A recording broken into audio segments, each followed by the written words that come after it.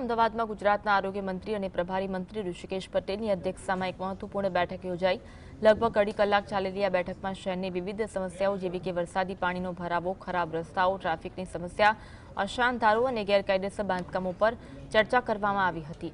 તો એમએલએ અમિત ઠાકરે જણાવ્યું હતું કે મારા મત વિસ્તારમાં ઘણા એવા મુદ્દા છે જેના કામ ચાલી રહ્યા છે, તેમાં ઘણી પ્રગતિ છે, તેમાં ગતિ માટે રજૂઆત કરી છે।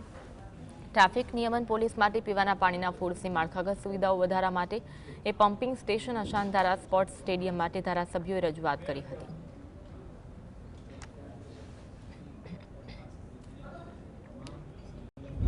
શહેરના મંત્રી, શહેરના ધારાસભ્ય અને મંત્રી જગદીશભાઈ વિશ્વકર્માની હાજરીમાં ત્યાં મીટિંગ સંકલન અગત્યની મીટિંગ બોલાવવામાં આવી હતી।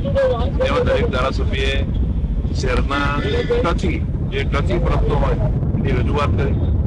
દાખલા તરીકે મેં અમદાવાદ મ્યુનિસિપલ ટ્રાન્સપોર્ટ સર્વિસમાં એટલે બસના જે